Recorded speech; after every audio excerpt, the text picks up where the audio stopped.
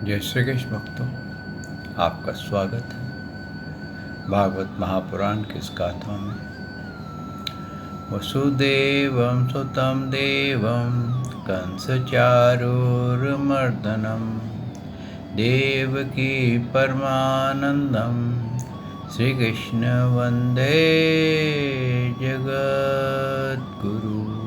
श्री कृष्ण शरणं गोपाल शरणं श्री कृष्ण शरणं गोपाल शरणं मेरे बांके बिहारी नंदलाल शरणं मेरे बांके बिहारी नंदलाल शरणं श्री कृष्ण शरणं गोपाल शरणं श्री कृष्ण शरणं गोपाल शरणं मेरे बांके बिहारी नंदलाल शरणं मेरे बांके बिहारी नंदलाल शरणं श्री कृष्ण शरणं गोपाल शरणं श्री कृष्ण शरणं गोपाल शरणं मेरे बांके बिहारी नंदलाल शरणं मेरे बांके बिहारी नंदलाल शरणं श्री कृष्ण शरणं गोपाल शरणं श्री कृष्ण शरणं गोपाल शरणं मेरे बांके बिहारी नंदलाल शरणं मेरे बांके बिहारी नंदलाल शरणं। बोल देवादिदेव पूर्ण ब्रह्म भगवान श्री कृष्ण की जय। श्री नंद के लाला की जय। श्री देवकी नंदन श्री कृष्ण की जय। श्री द्वारकाधीश भगवान श्री कृष्ण की जय। बोल देवादिदेव पूर्ण ब्रह्म भगवान श्री कृष्ण की सदा ही जय। जय श्री कृष्ण भक्तों, आपका स्वागत है भागवत महापुराण की इस गाथा में। दशम स्कंद का आज हम 34वां अध्याय का पान करेंगे। भक्तों, हमने रासलीला का विश्राम किया है। ये रासलीला बहुत दिव्य भगवान की लीला है। इसका मूल शब्द का है रस। रास का मतलब होता है रस। इसमें केवल रस ही रस था। गोपियों का प्रेम रस था, परिशुद्ध प्रेम रस, और भगवान श्री कृष्ण के प्रति था। भक्तों, इस रास लीला को आप जितनी बार भी पढ़ेंगे, जितनी बार भी श्रवण करेंगे, आपको उसमें से अलग अलग मतलब अलग अलग आप एहसास करेंगे कि रासलीला क्या है। ये वो रासलीला है जो कहते हैं कि परमात्मा और जीव, ईश्वर और परमात्मा एक हो जाते हैं। क्यों? हम सभी भगवान के अंश हैं। भगवान के अंदर कोई अंतर नहीं है, क्योंकि भगवान मन इंद्रियों से परे हैं, बुद्धि से परे हैं। इसलिए हम बुद्धि की कसौटी पर इसको समझने की कोशिश करते हैं, इसका एहसास नहीं करते, इस रासलीला को देखने का एहसास नहीं करते। भक्तों, सुखदेव जी ने कहा था कि ये रासलीला जो रास थी, इसकी रात्रि इतनी लंबी थी कि ब्रह्मा जी की पूरी एक रात बीत गई थी। अब आप सोचिए, ब्रह्मा जी की रात के बराबर हो रास होती रही, यानी कि जीव भगवान की पूजा करते रहे, उनके सानिध्य का, उनके स्पर्श का, उनके हर चेहरे के दर्शन का आनंद लेते रहे। ऐसे भाग्यशाली जीव थे वो, जिसको कहते हैं कलयुग में तो मानव सिर्फ एक मेडिटेशन में एक ध्यान योग में ही उनके दर्शन कर पा सकता है, वो भी पक्का नहीं है। क्योंकि जब भगवान की आकृति को मेडिटेट करता है तो उसका ध्यान भटकने लग जाएगा, तो ये भटक जाता है और वो वहाँ से हट जाता है। लेकिन अगर कोई ध्यान से कोई ये गाथा गा रहा हो और वो कोई आंख बंद करके उस पर मेडिटेट कर रहा हो, तो इस गाथा को कई बार बहुत से भक्तों ने साक्षात्कार अपने अंतःकरण में होते देखा है। भक्तों, ये वो गाथा है जिसका चिंतन करने से, जिसका गान करने से, जिसका नाम लेने से आप पवित्र हो जाते हैं। क्योंकि गोपियों को भगवान ने महाभाग्यशाली कहा था। महाभाग्यशाली वो जीव होता है जिसके दर्शन करने से ही आपके पाप नष्ट हो जाए।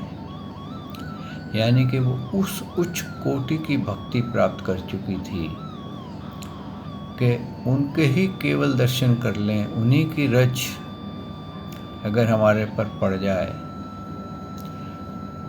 चरणों की, तो हम पवित्र हो जाएंगे, हमारे कई कई जन्मों के पाप नष्ट हो जाएंगे। आगे सुखदेव जी ने भी यही कहा है कि ब्रह्मा की रात्रि के बराबर वह एक रात्रि बीत गई, ब्रह्ममुहूर्त आया। यद्यपि गोपियों की इच्छा अपने घर लौटने की नहीं थी, फिर भी भगवान श्री कृष्ण की आज्ञा से वह अपने अपने घर चली गई, क्योंकि वह अपने प्रत्येक चेष्टा के प्रत्येक संकल्प से केवल भगवान को ही प्रसन्न करना चाहती थी। देखिए, इस रास का दिव्य श्लोक है ये।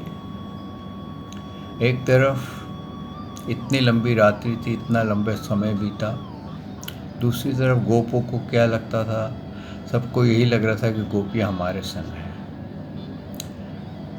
तो कहने का तात्पर्य क्या था कि गोपियाँ अपने पवित्र सूक्ष्म शरीर से भगवान के साथ रास कर रही थी और भगवान अपने मायावी रूप से उनके साथ रास कर रहे थे, जिससे कि हर गोपी के अंतःकरण में भगवान प्रकट हो गए थे और उनको क्या लग रहा था कि वो मेरे साथ ही हैं। जैसे स्वप्न में आप किसी व्यक्ति को अपने संग देखते हैं और कई बार आप उससे कोई बात करते हैं, उसका हाथ पकड़ते हैं, तो आपको क्या लगता है, आप रियलिटी में ऐसा कर रहे हैं, लेकिन हकीकत में ऐसा नहीं होता। तो ये जो कीड़ा है, ये दिव्य कीड़ा थी, इसको समझना बहुत कठिन है। और यही उन्होंने कहा कि उनकी आत्माओं को, गोपियों को वापस भेज दिया, यानी कि जो भगवान के पास जो उनकी आत्माएं आई हुई थी, जो अपने सूक्ष्म शरीर से आई थी, जो एक इतनी लंबी रात्रि तक, क्योंकि मानव देह तो इतना जी नहीं सकता है, उनको उन्होंने वापस भेज दिया। समय को स्टैंड स्टिल कर दिया था, समय रोक दिया था। और ये स्टैंड स्टिल वही कर सकता है जो सृष्टि से पहले हो, आज भी है और सृष्टि के बाद भी है, और सृष्टि का निर्माता है।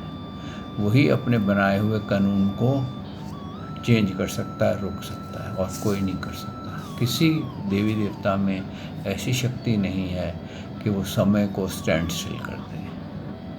आप देखिए, आप कितनी ही कोशिश कर लीजिए, आप अपने जीवन के वक्त को स्टैंड स्टिल नहीं कर सकते। आप घड़ी की जैसे सेंटर सेकंड नीडल मूव करती है, जैसे जैसे वो शन शन शन शन करके आगे बढ़ती है, वैसे ही आपका एक एक सेकंड के रूप में आपका जीवन इस मानव देह का समाप्त होता जाता है। फिर उसके बाद मिनट आते हैं, फिर घंटे आते हैं, फिर दिन आते हैं, फिर हफ्ते आते हैं, महीने आते हैं, साल आते हैं। यानी कि हर श्वास जो आपने ली है, इसको कहते हैं ना प्राण वायु, आपने ली है और आपने अपान वायु छोड़ी है, तो आपकी एक सांस आपके जीवन की कम हो गई है। लेकिन कहने को हम कहते हैं कि हम इतने बरस के हो गए, लेकिन हम हमारा जो जीवन है उतने साल कम हो गया है। लेकिन ये टाइम स्टैंड स्टिल जो है, यहाँ पर के इस वक्त की दाल नहीं गलती, वो केवल भगवान के धाम है जहाँ पर प्रभु का वास है, और वहाँ पर टाइम स्टैंड स्टिल हो जाता है, यानी कि काल चक्र नहीं चलता है। आप जिस समय देखेंगे आपको वही समय, आपका वही स्टैंड स्टिल है, आपका आयु न बढ़ती है न घटती है।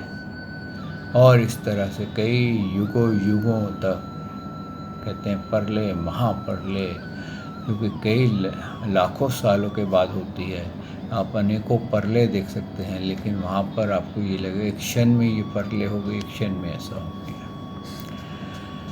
भक्तों, यही आगे सुखदेव जी ने फिर इस रास के बारे में कहा है। परीक्षित, जो धीर पुरुष व्रज युक्तियों का साथ भगवान श्री कृष्ण के इस चिन्मय रास विलास का श्रद्धा के साथ बार बार श्रवण और वर्णन करता है, उसे भगवान के चरणों में पराभक्ति की प्राप्ति होती है, और वह बहुत ही शीघ्र अपने हृदय में के रोग काम विकार से छुटकारा पा जाता है। उसका काम भाव सर्वदा के लिए नष्ट हो जाता है। ये सुखदेव जी का वचन है कि जो इस रास को बार बार सुनता है, श्रवण करता है, उसके अंदर उठने वाले काम विकार और उस शंकाएँ वो समाप्त हो जाती हैं। आइए भक्तों, इस भागवत महापुराण को आरंभ करते हैं।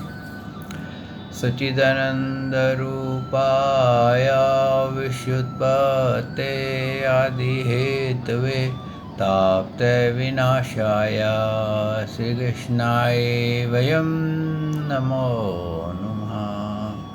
श्री कृष्णाय वयं नमो नमः। श्री कृष्णाय वयं नमो नमः। श्री कृष्णाय वयं नमो नमः। बोल देवादिदेव पूर्ण ब्रह्म भगवान श्री कृष्ण की जय। भक्तों, आज 34वां अध्याय है, सुदर्शन और शंख चूड़ का उद्धार। कहते हैं, सुखदेव जी कहते हैं, परीक्षित, एक बार नंद बाबा आदि गोप शिवरात्रि के अवसर पर बड़ी उत्सुकता से, कौतूहल और आनंद से भरकर बैलों पर जुती हुई गाड़ियां और सवार होकर के अंबिका के वन की यात्रा की। राजन, उन लोगों ने सरस्वती नदी में स्नान किया और सर्वंतर्यामी पशुपति शंकर जी की तथा भगवती अंबिका की बड़ी भक्ति से अनेक प्रकार से की सामग्रियों से उनका पूजन किया। वहाँ उन्हें आदरपूर्वक गऊ, सोना, वस्त्र, मधु और मधुर अन्न ब्राह्मणों को दिया तथा उनको खिलाया पिलाया। वे केवल यही चाहते थे कि इनसे देव आदि भगवान शंकर हम पर प्रसन्न हों।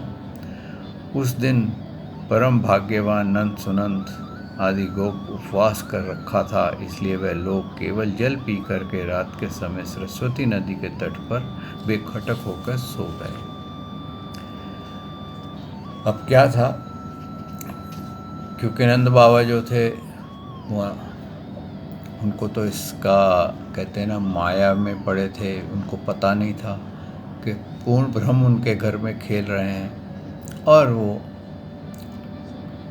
जो जैसे एक नियम चला आ रहा है, एक संस्कार चला आ रहा है पूजा करने का, वो करते थे। जबकि नंद बाबा ने उनका भगवान का ऐश्वर्य देख लिया था, तो भगवान ने मायावी पर्दा उनके आगे डाल दिया था, जिससे वो ये भूल जाते थे कि पूर्ण ब्रह्म ही मेरे पास हैं, तो मैं इन्हीं की अगर पूजा कर लूँ तो मेरा सब कल्याण हो जाए। लेकिन वो कर्म कांड में भी लगे रहते थे, क्योंकि उनको इस बात का मायावी ज्ञान से अलोप कर दिया गया था। भगवान ने अपना रूप उनसे छिपा रखा था। कहते हैं जब वो रात को सो गए तो एक बहुत बड़ी दुर्घटना हुई कि एक बहुत बड़ा अजगर जो बहुत भूखा था, वह वहाँ उधर आ निकला और सोए हुए नंद बाबा को पकड़ लिया। देखिए, जो सांप होते हैं अक्सर जब निगलते हैं तो शीश की तरफ से निकलते हैं। आप कोई भी जानवर देखेंगे ना, सांप कभी पीछे से नहीं खाएगा, पहले सर निकले पकड़ के अंदर लेके जाएगा। अब यहाँ पर उल्टा काम हो गया। अब ये जो सांप आए, ये जो अजगर आया, इसने क्या करा, इसने नंद बाबा के चरणों को मुंह में डाल लिया। और अगर दूसरी तरफ देखा जाए तो अजगर जो था अपनी योनि से मुक्त होना चाहता था। तो सबसे पहले क्या होता है कि भक्त के चरण पकड़ लो। जैसे आपने वहाँ पर श्रवण किया था गाजेंद्र मोक्ष में कि ग्रहा ने पहले हाथी के चरण पकड़ लिए थे, ऐसे ही इसने पहले नंद बाबा के चरणों को पकड़ा और वो टांगों से उनको अंदर निगलने लगा। जब निगलने लगा तो नंद बाबा चिल्लाए। गोपों ने बहुत मारा पीटा, जलती हुई लकड़ियाँ जो थी वहाँ हवन की वो उठा करके उसके ऊपर लगाई, पर वो सांप टस से मस नहीं हुआ, उनको निगलने ही लग गया। हार करके जब भगवान श्री कृष्ण वहाँ नहीं गए हुए थे, फिर वहाँ पर नंद बाबा ज़ोर ज़ोर से चिल्लाने लगे, बेटा कृष्ण दौड़ो, बचाओ मेरे को, बचाओ मेरे को। तो भगवान कहते हैं वहाँ प्रकट हुए, क्योंकि अपने भक्त की आवाज़ सुन करके भगवान कैसे रह सकते हैं। और जैसे ही भगवान प्रकट हुए तो उन्होंने उस सांप की पूंछ को अपने पाँव से दबा दिया और जैसे ही उसको छुआ तो वो सांप में से एक, जैसे कहते हैं उसकी स्किन उतर गया है और कोचली सी निकल गई और वो एक इस तरह से उसके अंदर से एक ज्योति निकली और एक बहुत सुंदर पुरुष शरीर उस सांप के शरीर से निकला। और शरीर से निकला तो भगवान ने उसे बोला, भाई अब तुम अपना इंट्रोडक्शन दो, तुम कौन हो, यहाँ क्या करने आए। तो उसने अजगर शरीर से निकले हुए पुरुष बोला, भगवान मैं पहले विद्याधर था, मेरा नाम था सुदर्शन, मेरे पास सौंदर्य तो था ही, लक्ष्मी भी बहुत थी, इसमें विमान पर चढ़कर यहाँ से वहाँ घूमता रहता था। एक दिन मैंने अंगिरा गोत्र के करूप ऋषियों को देखा, अपने सौंदर्य के घमंड से मैंने उनकी हंसी उड़ाई। मेरे से अपराध से कुपित होकर के उन लोगों ने मुझे अजगर योनि में जाने का शाप दे दिया। यह मेरे पापों का फल था। उन कृपालु ऋषियों ने अनुग्रह के लिए ही मुझे शाप दिया था, क्योंकि यह उसी का प्रभाव है कि आज चर के गुरु स्वयं अपने आपने चरणों से मेरा स्पर्श किया है, इससे मेरे सारे अशुभ नष्ट हो गए हैं। समस्त पापों को नाश करने वाले प्रभु, जो लोग जन्म मृत्यु संसार से भयभीत होकर के आपके चरणों की शरण ग्रहण करते हैं, उन्हें आप समस्त भयों से मुक्त कर देते हैं। अब मैं भी आपके श्री चरणों की स्पर्श से शाप से छूट गया हूँ और आपसे अपने लोकों को जाने की अनुमति चाहता हूँ। भक्तवत्सल महायोगेश्वर पुरुषोत्तम, मैं आपकी शरण में हूँ। इंद्र आदि समस्त लोकेश्वर के परमेश्वर स्वयं प्रकाश परमात्मा, मुझे आज्ञा दीजिए। आपने स्वरूप में नित्य निरंतर एक रस रहने वाले अयुक्त आपके दर्शन मात्र से ही मैं ब्राह्मणों के शाप से मुक्त हो गया हूँ। यह कोई आश्चर्य की बात नहीं है। जो पुरुष आपके नाम का उच्चारण करता है वह अपने आप को समस्त श्रोताओं का भी तुरंत पवित्र कर देता है। क्या कह रहे हैं इन्होंने? एक बहुत बड़ी बात कही कि इन्होंने भगवान को तो पहचान ही लिया और ये श्राप के साथ उसको कहा भी था कि भगवान श्री कृष्ण जब तेरा स्पर्श करेंगे तो तू इस योनि से मुक्त हो जाएगा। और उन्होंने ये भी कहा कि आप श्री कृष्ण शरणम गोपाल शरणम जो गाता है, गोविंद शरणम गाता है, आपका जो भी नाम श्री कृष्ण का लेता है, वो केवल अकेला पवित्र नहीं होता, बल्कि उसका नाम का उच्चारण को सुनने वाले भी पवित्र हो जाते हैं। तो भक्तों, ये भगवान श्री कृष्ण की नाम की महिमा का वर्णन है जो एक अजगर ने गाई, और उसका जो कि अजगर था फिर विद्याधर बन गया। तो इस तरह से एक गंधर्व के रूप में वो था, और ये हम अहंकार के अंधकरण में आकर के अपने स्वरूप को जब हम भूल जाते हैं तो हम भी क्या करते हैं कि संतों की, भक्तों की हंसी उड़ा देते हैं, उनके अंदर दोष देखते हैं।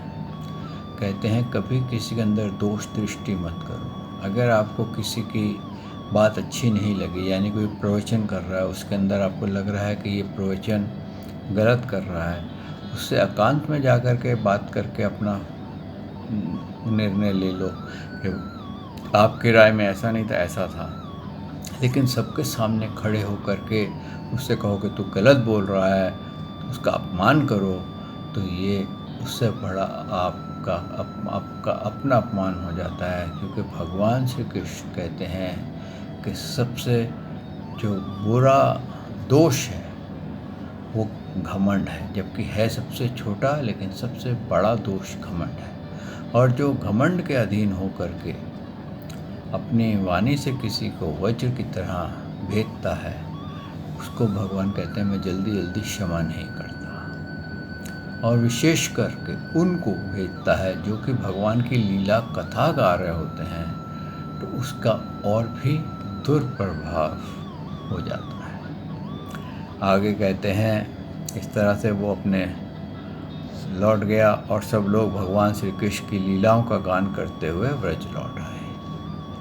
देखिए, अब आकर के उनको पता चला कि भाई हमसे तो ऐसे ही वहाँ गए थे, लेकिन हकीकत में किसकी लीलाएं गानी चाहिए? भगवान श्री कृष्ण की। और वो लीला गाते गाते व्रज को लौट आए।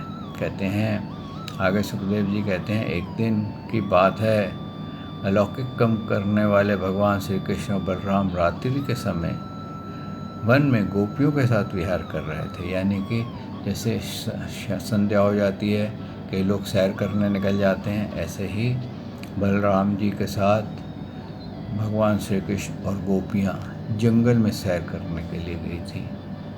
और जंगल में जब सैर करने गई तो वहाँ पर क्या हुआ कि उस समय दोनों भाई जब घूम रहे थे तो उनको देख कर के एक शंखचूड़ जो था नाम का एक यक्ष आया, और वह कुबेर का अनुचर था, कुबेर का साथी था।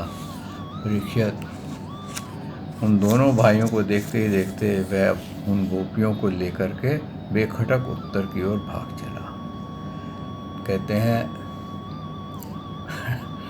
जैसे कहते हैं ना कि कई गुंडे आ गए और उन्होंने देखा सुंदर सुंदर लड़कियां हैं और उसको उठा लिया, ऐसे ही वो भूल गया कि इनके साथ तो देवों के देव हैं, कुबेर के भी दादा परदादा हैं, और वो उनके उठा के चल दिया। तो भगवान श्री कृष्ण ने उससे कहा बलराम जी से, तुम फिक्र मत करो, इन गोपियों को मैं वापस लेकर के आता हूँ, तुम बाकी गोपियों की रक्षा करो। और भगवान भाग करके गए, उस शंखचूड़ को पकड़ लिया और उसको पकड़ करके कहते हैं उसके सर पे जो मणि लगी थी उसको एक घूसा मारा और उसकी नमा हो गई। और उसके जो उसको मणि जो चमक रही थी उसके माथे पे, उसको उतार करके वो गोपियों साथ वापस आए,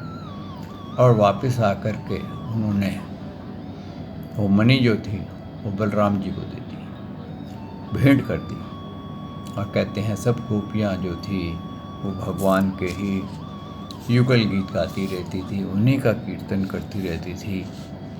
उनका मन ऐसा हो गया था कि भगवान के हर वक्त उनके चित्त में लगा रहता था। आगे सुखदेव जी कहते हैं परीक्षित, भगवान श्री कृष्ण गौवें चराने के लिए प्रतिदिन वन चले जाने पर उनके साथ गोपियों का चित्त भी चला जाता था। उनका मन श्री कृष्ण का चिंतन करता रहता था और वाणी से उनकी लीलाओं का गान करती थी। इस प्रकार वह बड़ी कठिनाई से अपना दिन बिताती थी। यानी कि उनके अंदर वो भक्ति उत्पन्न हो गई थी जिसको कहते हैं ना ब्रह्म भक्ति, पूर्ण रूप से ऐसी भक्ति जिसका कि कोई भी अंदाज़ा नहीं लगा सकता। यानी कि उनको उठते बैठते खाते पीते केवल श्री कृष्ण का ही चिंतन रहता था और वो श्री कृष्ण के साथ ही एक प्रकार से उनके ध्यान करती थी और उनको लगता था भगवान श्री कृष्ण हमारे साथ हैं। कहते हैं ना भगवान प्रकट हो जाते थे, उनके हृदय में प्रकट होते थे, लेकिन उनको अपने बाहर प्रकट नज़र आते थे और वो भगवान से उनके विहार करती थी, उनको प्रेम करती थी, उनको माखन खिलाती थी, उनको दूध पिलाती थी, उनको छाछ पिलाती थी, उनको हर तरफ से प्रेम करती थी और हर वक्त उन्हीं की लीलाओं का वो गान करती रहती थी। यानी कि मन वाणी शरीर की भक्ति जो थी वो उनमें आरंभ हो गई और जिसके अंदर मन वाणी शरीर की भक्ति प्रकट हो जाए तो भक्तों उसके लिए मृत्यु लोक भी भगवान का धाम बन जाता है और वो चाहे यहाँ रहे चाहे भगवान के धाम में रहे उसको कोई अंतर नहीं पड़ता, क्योंकि फिर वो आत्म स्तर पे जीने लग जाता है, वो इस मानव देह से ऊपर उठ जाता है, मन और बुद्धि को सिर्फ अपने आप को परे देखता है।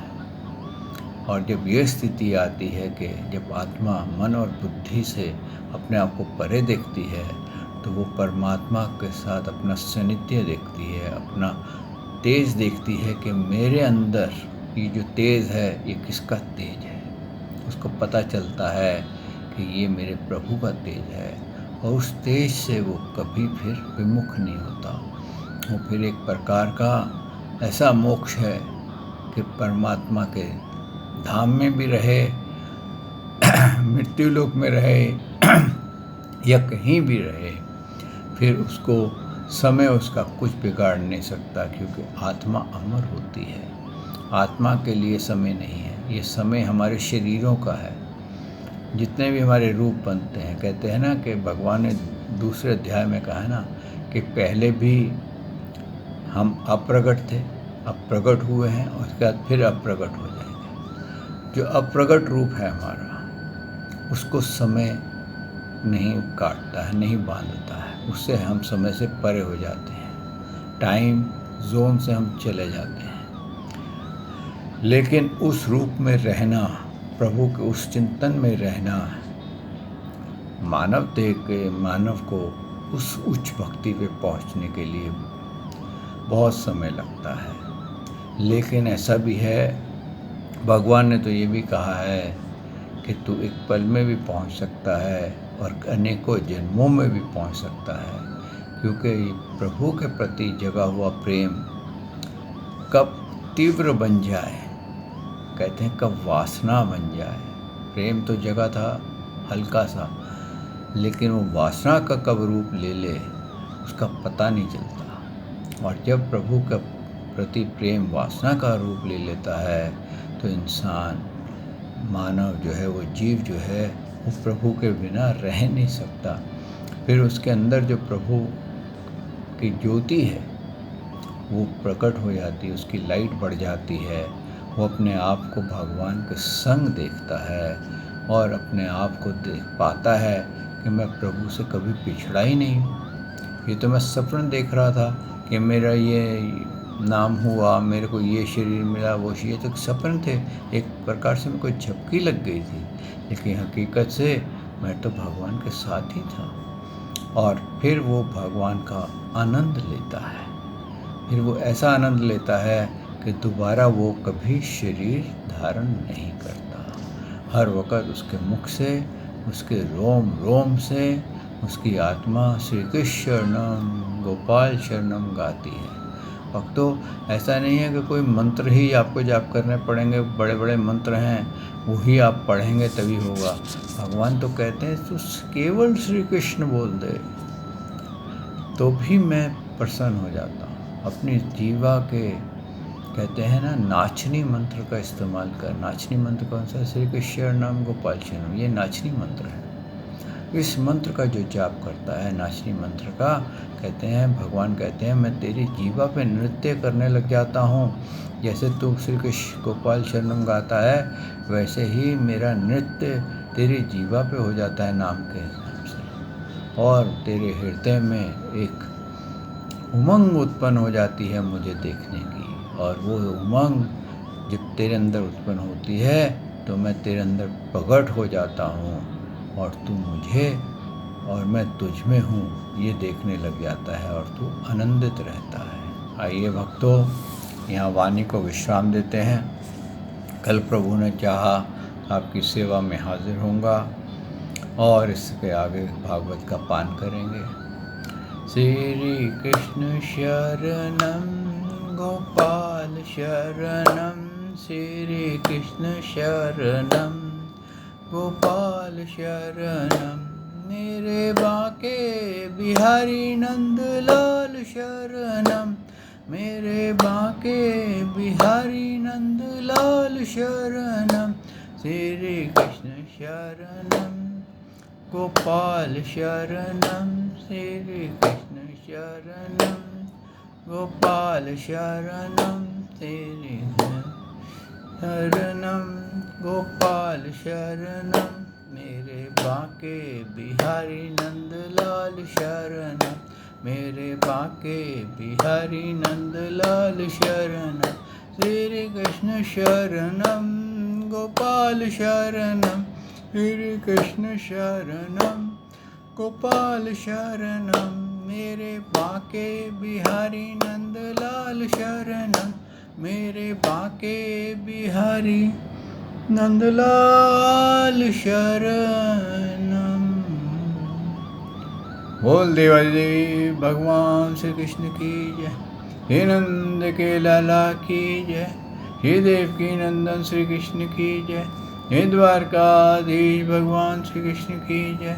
बोल देवादेव पूर्ण ब्रह्म भगवान श्री कृष्ण की सदा ही जय। जय श्री कृष्ण भक्तों।